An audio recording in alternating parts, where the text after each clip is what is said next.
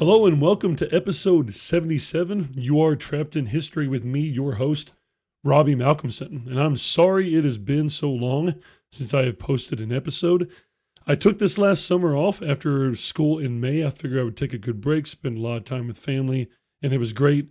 I figured since school started back a couple of weeks ago, I would get back into the routine of doing individual episodes again, doing some episodes with different teachers, different people who are interested in history and interested in philosophy. And I didn't take that break, like I said, because I lost my passion in history, but because I wanted to spend that summer doing something that history itself continually reminds us to value, and that is time with your family.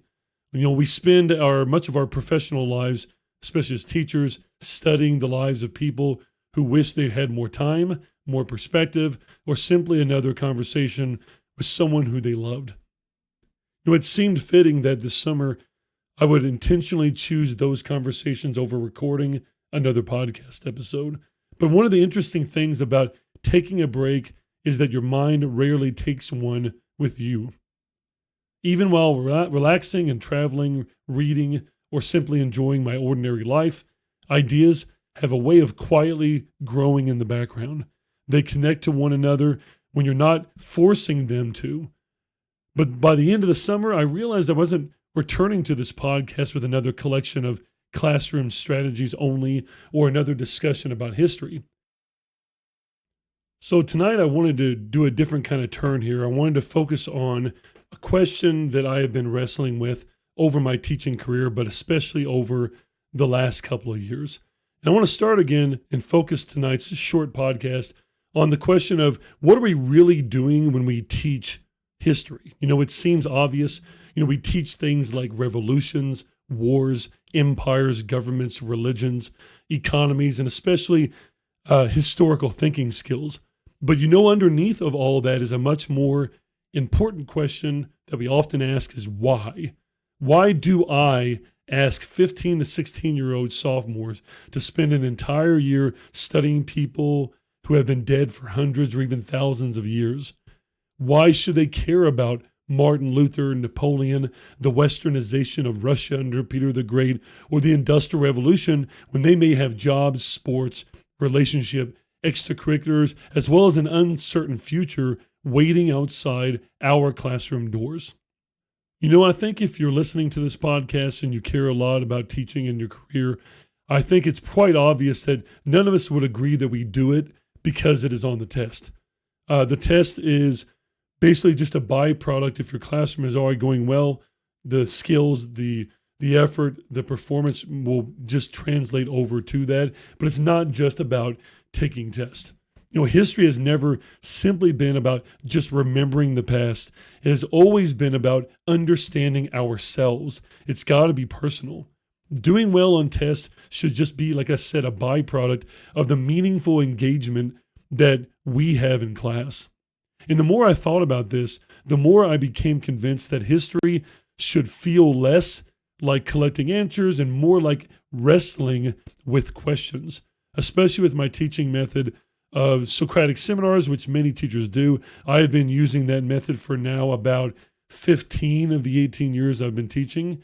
And as I said last year, now I'm in my 9th year of teaching AP European history and in my 18th year total. And I want you to think about this phrase that I've been bouncing around the last year on the podcast, which is called wrestling with history. And I tell students, I don't want students to leaving my classroom believing that history is just a series of settled conclusions. I want them leaving my classroom with better questions than the ones that they walked in with. Every primary source, every speech, every painting, every law code, every diary entry, every political cartoon, every philosophical treatise is an invitation into a conversation that humanity has been having for centuries.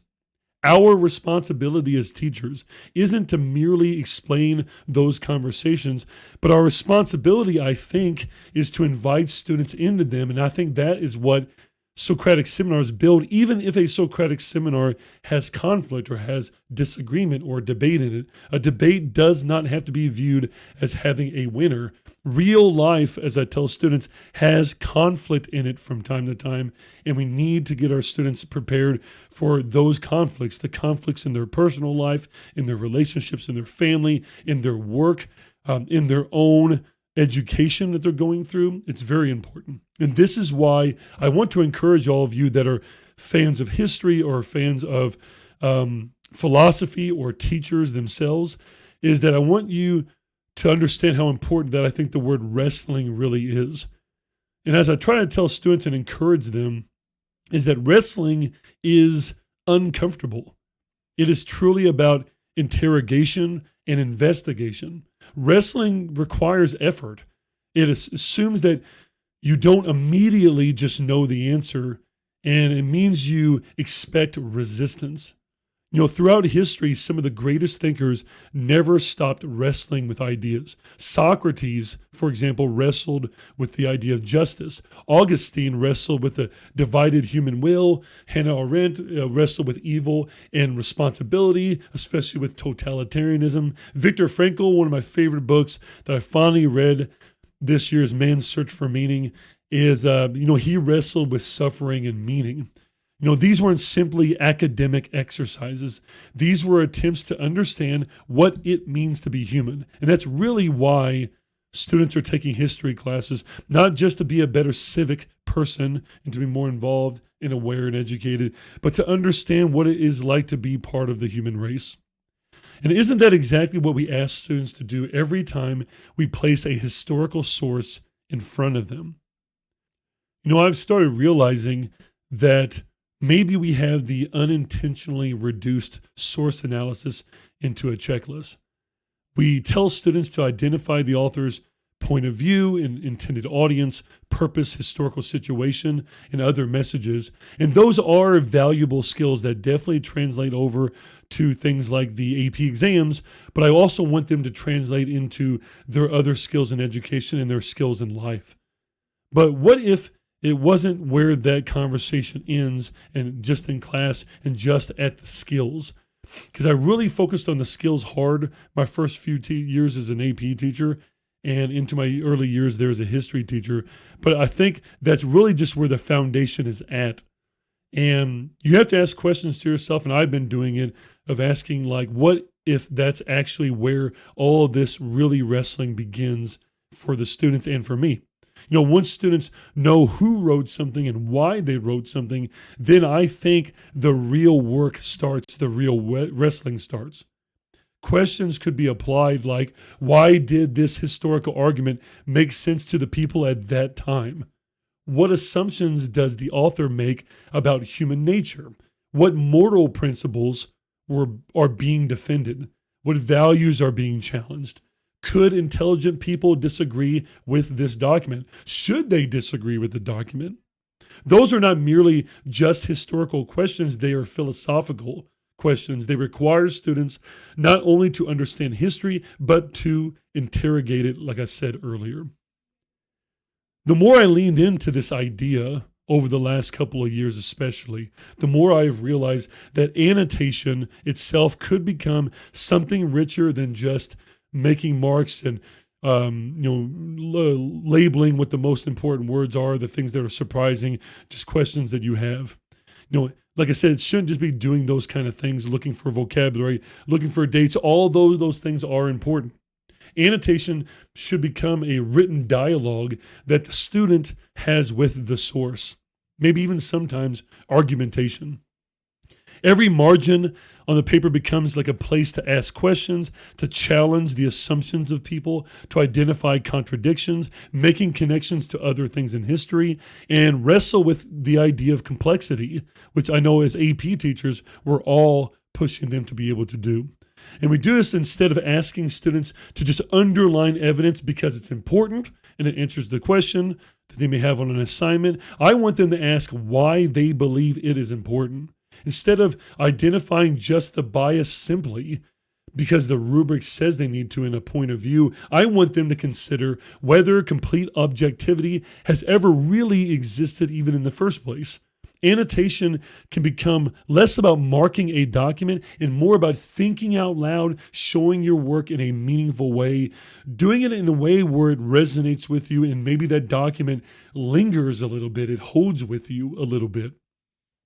This philosophical shift transformed the way I've begun thinking about one of my favorite activities that I have done in the classroom when it comes to using the textbooks at home for note taking. And I do this strategy called Pirates, or now called Geo Pirates. Some people use Sprite, but I like the addition of art with it. And what it is it's a digital document. It's broken down in 8 categories. And the term Pirates, like an acronym, shows topics like political, intellectual, religious, artistic, technological, economic, and social, and of course, the prefix geo, meaning geography. Now, I think it's an incredibly useful structure when you're looking at ideas, people, events, inventions that are in a textbook. So over the summer and also over the last few years, I found myself wanting something more from this, and that's why I transitioned to the geography part of it. And I'll give you an example. So whenever I want my students to use the textbook effectively, I don't want them just merely looking up definitions to that. They could look up where the printing press is in a certain chapter for the Renaissance. They label that, and then they put the page number to it. But instead of a definition, I want an effect, or I want a cause. And what they do is they label printing press in, let's just say, the intellectual category, and they can say the printing press helped to spread ideas, helped to spread religion, and maybe helped to improve literacy rates in Europe. They could put it also in the economic category about lowering the cost of maybe documented products or books, making it more accessible for lower class people in society to do that. And what they're doing, instead of merely writing a definition, they are squeezing as much juice out of every topic that they can. If they're able to place the topic of the printing press in all 8 categories, showing me how it has an effect in all these other categories, where it was started at and why was it there and where did it kind of spread at. If you were to take all of those statements that they infer and type on, that would make a great high-level, complex paragraph and an understanding of the effects of the printing press. And I think that is one of the important things that I really enjoy. And I'm going to do an episode pretty soon kind of modeling that and showing it. And I recommend it as a way of doing note-taking at home, as a way to supplement the things that you're doing in class. And I realized, like I said, that it's completely changed the way how I also think about writing and on assessment. I've become less interested in asking students whether they can identify information and much more interested in whether they can communicate the relationships between these ideas. How sometimes one answer could then lead to another answer in another category. GeoPirates, it naturally lends itself to formative assessment, and because students are constantly making decisions, they're justifying their classifications, they're defending interpretations, and explaining the connections that they're making. It also creates this richer sort of summative writing because students are forced to acknowledge complexity instead of just oversimplification of quickly kind of categorizing that down. And again, history does not, or it rarely fits into a single category, as we know. And perhaps that's the point of it. Complexity isn't something that we should apologize for. It's something we should celebrate for us and our students. And it's no different than asking people what were the causes of World War I. We know that those are much more complex than just a mere assassination that took place. So as we're getting closer to the end of this particular shorter episode, and like I said, I don't think that history teachers are simply history teachers anymore. They haven't been for a long time. I've thought about this, about we're communication teachers, we're writing teachers, we're discussion teachers. We're trying to facilitate a lot of these things. Every single day, we ask students to read critically, to write clearly, to speak thoughtfully, support claims with evidence, evaluate credibility, identifying bias or potential bias, construct arguments, listen respectively, and respond to opposing viewpoints rationally. And like I said, they're not just merely historical skills, but for your life, they are communication skills. It goes way beyond knowing the dates of the Congress of Vienna or the causes of the 30 Years' War. And the older I become as a teacher, I'm 42 now, the less interested I am in students remembering every historical detail, and the more interested I am in them becoming thoughtful communicators. If history accomplishes anything at all, it should make us more careful readers, more curious investigators, more empathetic listeners, more persuasive writers, and reflective human beings. And that's the way philosophy should be too. It needs to be brought out of the academic space only and become more of a public idea. Every essay that students write is really an exercise in their thinking. I think Jordan Peterson speaks very highly and well on the importance of students being able to write well.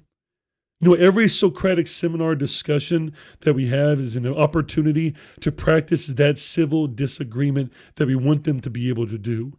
Every annotated document is a conversation with someone who lived centuries before us.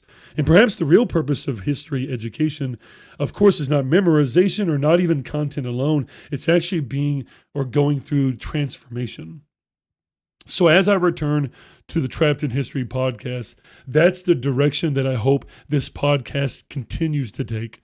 Whether or not you agree with my philosophy is completely understandable. I understand it. I respect that. There are probably many logical arguments against the things that I have to say, so I respect that. So we're going to continue going through primary sources, doing AP history, doing classroom strategies, historical figures, learning about fascinating moments in the past. But underneath every episode, I want us to wrestle with the philosophical questions history refuses to answer for us. Because the greatest value history for us isn't that it tells us what happened. It continually asks us what kind of people we ought to become. So thank you again for joining me on an episode of Trapped in History for episode 77. I'm grateful to be back, grateful that you've chosen to spend part of your day with me, especially if it's at the end of your day. It's sure a very exhausting day it could be. So to bring back some old memories here from the last couple of years of doing a podcast before we close this out, let's look at 3 philosophical questions that I could leave you with as the listener, as a teacher, as a history enthusiast, as a student, to push yourself and motivate yourself. And this is also an attempt in this episode to motivate me for this school year ahead. So question number 1, if history rarely provides simple answers, should the goal of history education be helping students find answers or helping them learn to live thoughtfully with complexity and uncertainty? Number 2, can we truly understand a historical figure, document, or society without temporarily setting aside our own modern assumptions? Or does every interpretation inevitably reveal as much about us as it does about the past? Number 3, if communication is the primary tool through which civilization preserves ideas, challenge authority, and inspire change, are history teachers ultimately teaching the past or teaching students how to participate responsibly in the future? So as we close out this episode, as always, keep questioning the past in order to understand the present and be contagious.